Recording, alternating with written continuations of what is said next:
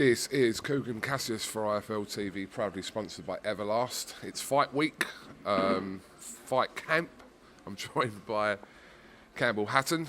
I didn't see you at the party last night, the Zone launch. You weren't there? No, monastery in it at the minute. So here is St Campbell. St Campbell during fight week, but I bet you were looking at all the pictures on social media thinking, why couldn't they have done this after the fight?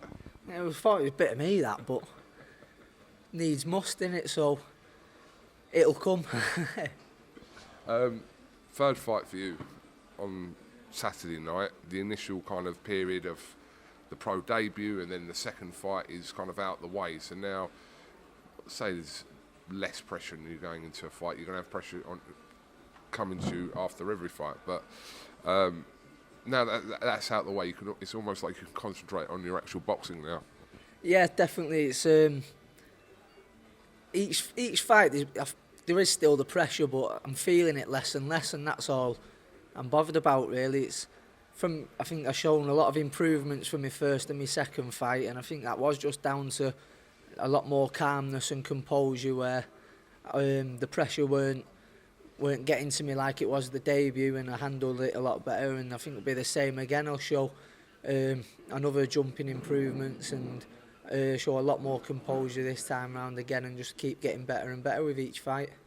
I was around you obviously when you were having your pro debut, and you wouldn't really think that you was even having a pro debut, but I suppose that was a little bit of nerves creeping in there as well, that you kind of disguised it well with the whole week. It was obviously your dad was there was a lot of talk over the anticipation of that debut, but you seemed to kind of handle it very well.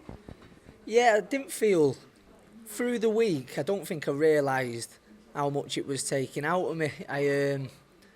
Because we was all having a laugh, we was having a good time, and we were all getting ready for the fight, and it was more, it all hit me at once. You know, just before we was ready to walk out, and like a few hours before going to the venue, that's when I found the nerves kicked in. Whereas, like in my second one, it was a lot more gradual, and there was still nerves there, but it was, I channeled it a lot better, and because we was just a lot more chilled out, it didn't have the same effect, and I dealt with it by the time I'd got in the ring. Like I was over the nerves, and I'd done it once before with my debut, and I knew what I could have done better, and I had like the benefit of the experience, so I think it'll be the same again. But that seemed like it wasn't that long ago, it was literally like a few months ago, but now it seems like as your career progresses now, it's kind of where all that's out the way now. You can obviously work on what you need to work on. We've spoken about that after the fights. What do you think those things are, just from those two fights that you've already had?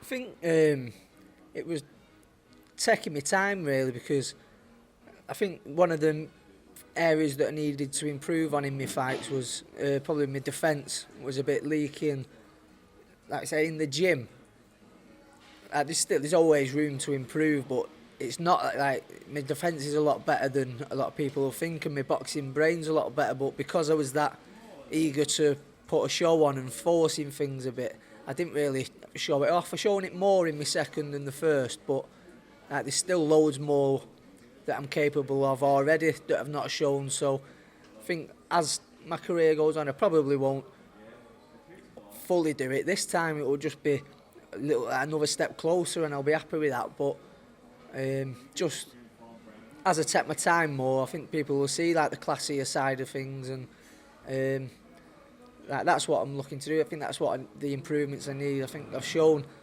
in my second fight, because people was questioning like my fitness because I was blowing in my first fight, and I think I proved that it was just nerves in my second because of the pace I set, and I felt like I could have gone on and could have gone all night like with the pace the second time round, and so I've shown that, and I've got the strength, and I've got the other things. I think it's just the boxing brain that I need to show everyone what I've got. Obviously you're here with your uncle Matthew, who trains you. Your dad will be there Saturday night.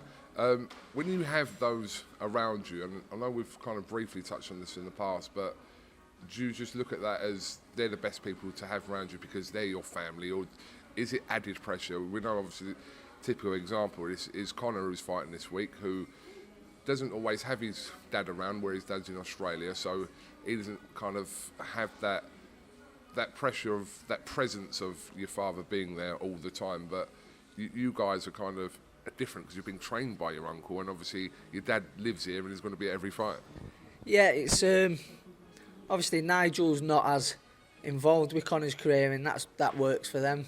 I think because Matt trains me, it is that we've got the perfect balance there, because I think he knows me better than anyone will, because he is family, than any other trainer would be able to know me. And obviously we've got my dad, and I think my dad and Nigel is more of a similar role. Like, my dad is more involved than Nigel, but he's not right involved. We've got him there, he's looking in, watching over things, he's always giving me advice and his input, but I think like we've got the balance right to suit us.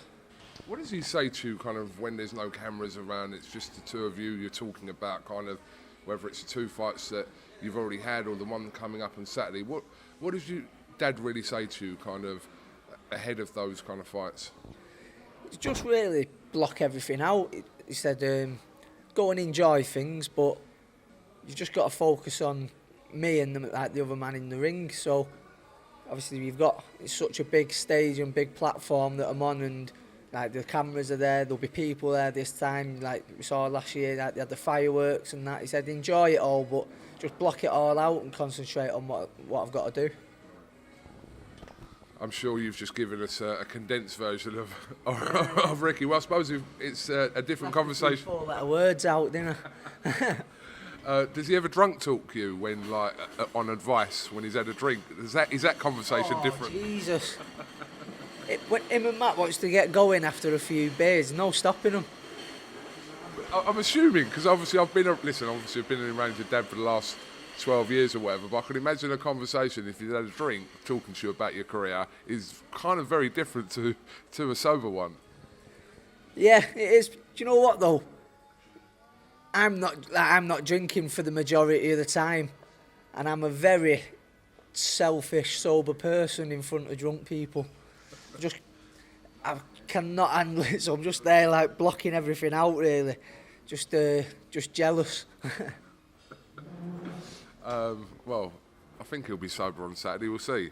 Mind you, there's wishful thinking there. It's free bar, innit? I think for Ricky it probably will be. Yeah. Oh well, he might be sober for the fight, but he won't be sober after. That's a different story. So yeah, we're in obviously fight camp week 1, live on the Zone this week. So yeah, it's kind of a new era for Matchroom Boxing and Eddie Hearn and the fighters as well. Kind of the move away from Sky Sports, which obviously Ricky built his name on Sky Sports and Box Office. But you're kind of heading your name into kind of a different path with the Zone here. Yeah, it's the way the world's changing, innit? Things aren't. It's like you see, like with people don't watch telly now; they watch Netflix, don't they? And it's just like the world's moving on, and Matchroom are moving with it. So I think the only problem is that my nana and granddad don't know how to work it. Getting on, aren't they? I'm sure they've worked it out by now. Oh, I've done it for them, but my nana still sends messenger pigeons out.